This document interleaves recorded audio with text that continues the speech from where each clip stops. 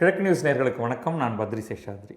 பாட்டாளி மக்கள் கட்சியின் ராமதாஸ், அதாவது பாட்டாளி மக்கள் கட்சி ராமதாஸ் பிரிவின் தலைவர் ராமதாஸ், நிறுவனர் தலைவர், அவர் தன்னுடைய தொண்டர்களுக்கு ஒரு கடிதம் எழுதியிருக்கிறார். நேற்றைக்கு இந்த கடிதத்தை எழுதியிருக்கிறார்.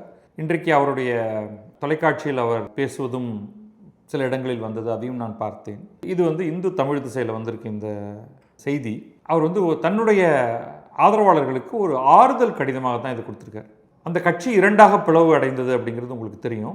ராமதாஸுடைய மகன் மருத்துவர் அன்புமணி ராமதாஸ் தனியாக பிரிந்து என்னுடையது தான் பாட்டாளி மக்கள் கட்சி அப்படின்னு அவர் சொல்ல, அதை பல்வேறு நீதிமன்றங்களும் தேர்தல் ஆணையமும் அதை ஏற்றுக்கொண்டிருக்கிறது. ஸோ அதன் அடிப்படையில் இன்றைக்கு நம்ம பாட்டாளி மக்கள் கட்சி மாம்பழ சின்னம் அப்படின்னு சொன்னால் அது மருத்துவர் அன்புமணி ராமதாஸ் தலைமையிலான கட்சிக்கு தான். அப்போ தந்தை மருத்துவர் ராமதாஸ், அவர் கட்சி பேரை பாட்டாளி மக்கள் கட்சின்னு சொல்ல முடியாது. அவருக்கு மாம்பழ சின்னம் கிடையாது. அவருடைய ஆதரவு அப்படிங்கிறது குறைவானது தான் அப்படிங்கிறது தான் பலர் ஏற்றுக்கொள்வது.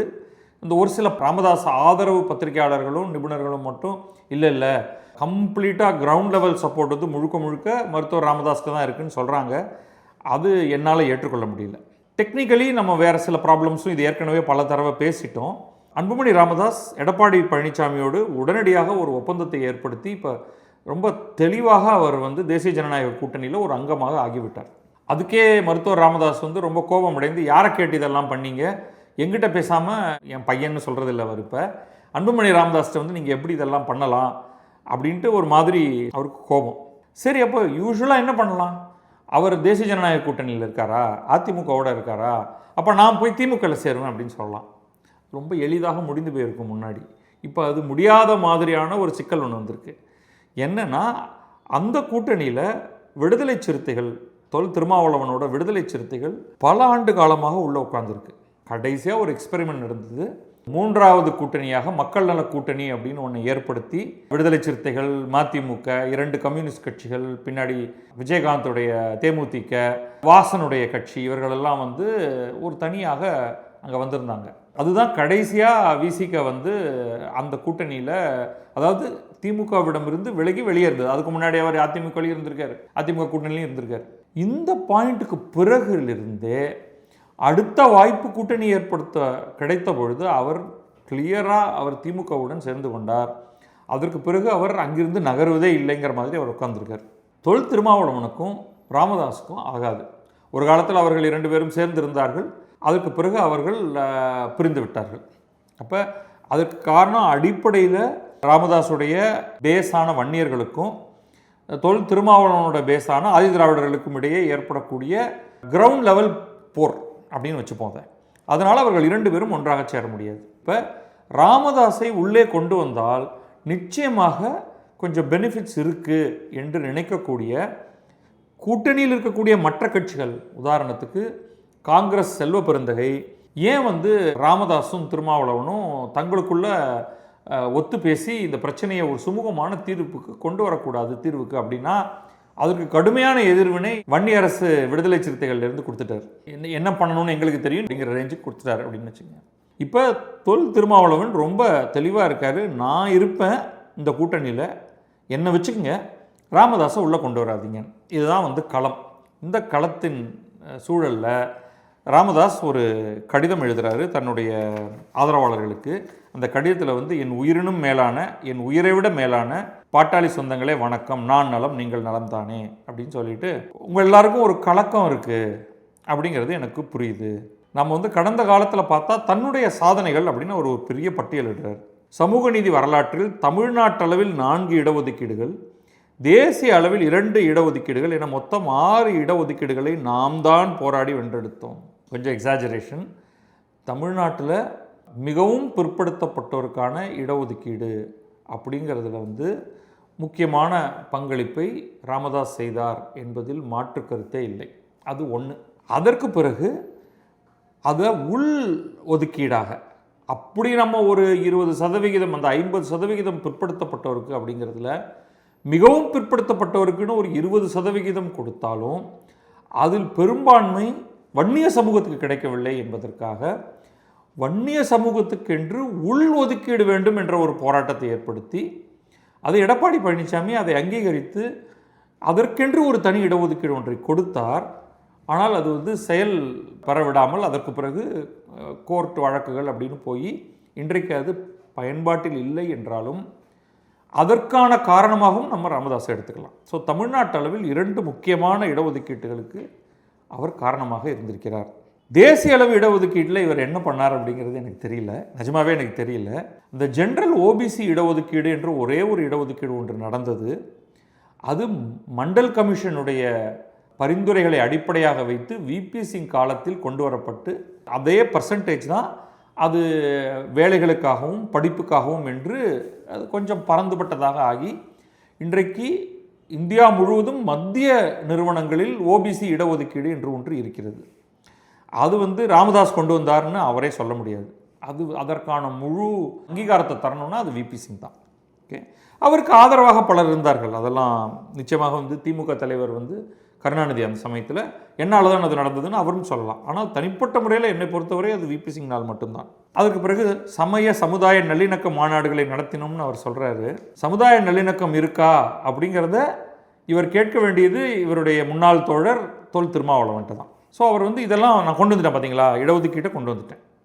அதுக்கப்புறமா சமுதாய நல்லிணக்க மாநாடு நடத்தினோம். இப்போ வரிசையாக ஒரு லிஸ்ட்டு கொடுக்குறாரு. இதெல்லாம் விட தாண்டி நிறைய போராட்டங்கள் பண்ண வேண்டியிருக்கு. பெண்களுக்கான சம உரிமை, போதையில்லா தமிழகம், இதெல்லாம் அவர் ஆட் பண்ணிக்கிறாரு.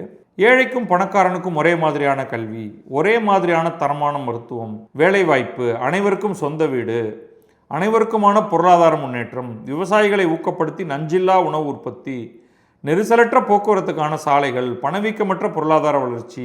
பணவீக்கமற்ற பொருளாதார வளர்ச்சிங்கிறது மட்டும் நான் கமெண்ட் கொடுக்குறேன், மன்னிச்சுங்க, இது வாய்ப்பே கிடையாதுங்க.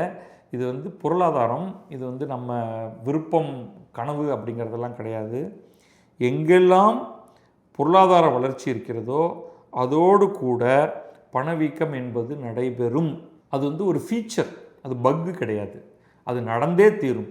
அதை எப்படி ஹேண்டில் பண்ணுறது, அதனால தான் வந்து நம்ம ரியல் க்ரோத் அப்படின்னு ஒன்று சொல்கிறோம். ஸோ க்ரோத்துங்கிறது வந்து ரியல் ரேட் ஆஃப் க்ரோத் என்ன, ஸோ ஒரு என்ன க்ரோத் இருக்குது மைனஸ் இன்ஃப்ளேஷன் தான் ரியல் ரேட் ஆஃப் க்ரோத்.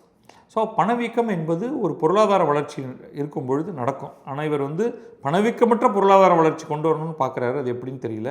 வன்முறையில்லா பாதுகாப்பான வாழ்க்கை என ஏராளமான இலக்குகள் உள்ளன. உண்மையிலேயே எனக்கு என்ன மகிழ்ச்சின்னா, இந்த லிஸ்ட் இவர் கொடுக்குறாரு இல்லையா, இதில் பெரும்பாலானவை முக்கியமானவை. ஒரு சில பாயிண்ட்ஸில் எனக்கு மாற்று கருத்துக்கள் இருக்குது. இதை வந்து டிபேட் பண்ணணும், விவாத பொருளாக ஆக்கணும். ஆனால் அன்ஃபார்ச்சுனேட்லி இன்றைக்கி திமுக அதிமுகவிலிருந்து ஆரம்பித்து எந்த கட்சியும், விஜய், சீமான் முதற்கொண்டு, சீமான் வந்து ஒரு செயல் திட்டம் ஒன்று வச்சுருக்காரு, அதில் இது எல்லாமே வரலை. ஆனால் அதில் ஒரு சில விஷயங்கள் வருது. ஸோ குறைஞ்சபட்சம் இவர்களாவது இதை பற்றி பேசுகிறார்களேங்கிறது எனக்கு மகிழ்ச்சியாக இருக்குது. ஆனால் இது வந்து ஒரு தீவிரமான ஒரு கருத்தாக எடுத்துக்கொண்டு இது எப்படி பேசுகிறது, எதெல்லாம் பாயிண்ட்ஸ் இதில் கொண்டு வரணும் அப்படிங்கிறது வந்து இது நடந்தால் நல்லது. ஆனால் இந்த செயல் திட்டம் எனக்கு பிடிச்சிருக்கு. இன்னும் ஒன்று அவர் அதில் சொல்லலை, அதை நான் சொல்கிறேன். அவர் ரொம்ப ஆக்டிவாக இருந்த காலகட்டத்தில் நிழல் நிதிநிலை அறிக்கைன்னு ஒன்று போடுவார். நிதிநிலை அறிக்கை வந்த உடனே அவர் வந்து அதுக்கான நிழல் பட்ஜெட்னு ஒன்று போட்டு அதை குறித்து ஒரு விரிவான ஒரு கூட்டம்லாம் நடத்துவார். அந்த கூட்டம் எவ்வளோ பேர் வர்றாங்க அப்படிங்கிறது முக்கியம் இல்லை, அந்த குணம்தான் முக்கியம், அது முக்கியமானது அப்படிங்கிறத அவர் பண்ணது. அதே மாதிரி தன்னுடைய கட்சியை சேர்ந்தவர்களுக்கு அரசியல் பயிற்சி கொடுக்கணும் அப்படிங்கிறதுல வந்து ஒரு பெரிய கவனத்தோடு இருந்தார். அதெல்லாம் அவருக்கு வயது ஆகும் பொழுதும் கட்சியுடைய ஃபோக்கஸ் கொஞ்சம் மாறும் பொழுதும் அதில் சில விஷயங்கள்லாம் காத்தோடு போயிடுச்சு. ஸோ அதெல்லாம் வந்து நிச்சயமாக ராமதாஸுக்கென்று ஒரு சில தனித்துவமான ஒரு இடம் வந்து நிச்சயமாக இருக்குன்னு நான் நம்புகிறேன். வேறு சில இடங்களில் மாற்று கருத்து இருக்குது, அதை தனியாக வச்சுப்போம். நம் பலம் அப்படியே தான் உள்ளதுன்னு சொல்கிறாரு. அது அவருடைய ஆதரவாளர்களுக்கு எழுதும்போது அது அப்படித்தான் சொல்லணும். அது உன்னை அறிந்தால் நீ உன்னை அறிந்தால் அப்படின்னு கண்ணதாசன் பாட்டை எடுத்து உலகத்தில் போராடலாம் அப்படிங்கிற பாட்டை சொல்லி கண்ணதாசன் பாடல் வரிகளுக்கு ஏற்ப நம்மை நாம் அறிந்து போராடி நமக்கான இலக்கை அடைவோம், சோர்வு என்பது நம் அகராதியிலேயே இல்லை. ரொம்ப பாசிட்டிவ் தாட். அதை நான் பாராட்டுறேன்னா உடனடியாக அந்த நெகட்டிவ் தாட்டை அட்ரஸ் பண்ணுறாரு. உங்கள் மனத்தளவில் சிறு கலக்கம் ஏற்பட்டுள்ளதை நான் அறிவேன். சிறு கலக்கம் இல்லைங்க, இது பெரும் கலக்கம் அது.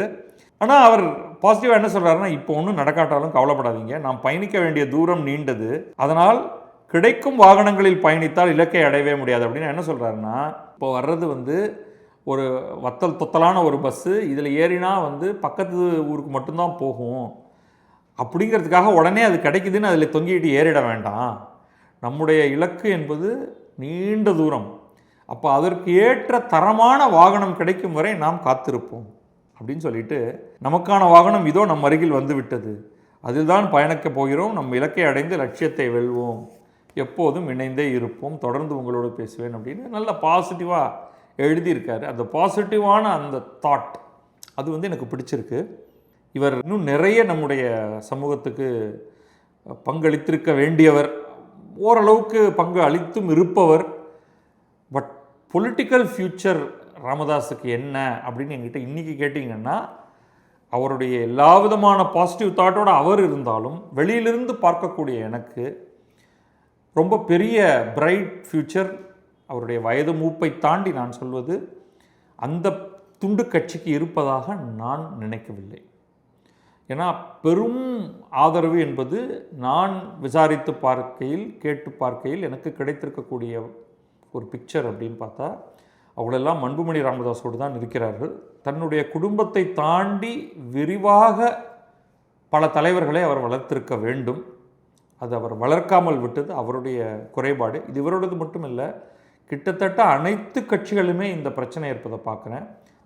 தன் வீடு தன் மகன் வேலை செய்யவில்லை என்றால் தன் மகள், தன் பேரன், அதுக்குள்ளே தான் இவங்களும் சுற்றிக்கிட்டு இருக்காங்க. அரசியல் என்பது உங்களுடைய குடும்பமா அல்லது உங்களுடைய குறிக்கோளா அப்படின்னு பார்த்தா உங்களுடைய குறிக்கோள் என்பதாகத்தான் இருக்க வேண்டும்.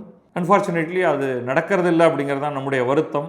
ராமதாஸுக்கு வாழ்த்துக்களை தெரிவித்துக் கொள்வோம். அவர் இன்னும் பாசிட்டிவான பல விஷயங்கள் அரசியல் சார்ந்து விரிவாக எழுதி பேசினால் அதன் மூலம் அவர் ஒரு பெரிய இம்பேக்ட் அப்படின்னு சொல்லுவோமே, ஒரு சில தாக்கத்தை அவர் ஏற்படுத்தலாம். அதற்கு அவர் என்ன செய்ய போகிறார் என்பதை நாம் வரும் காலங்களில் பார்ப்போம். நன்றி, வணக்கம். நான் பத்ரி சேஷாத்ரி. இது கிழக்கு நியூஸ்.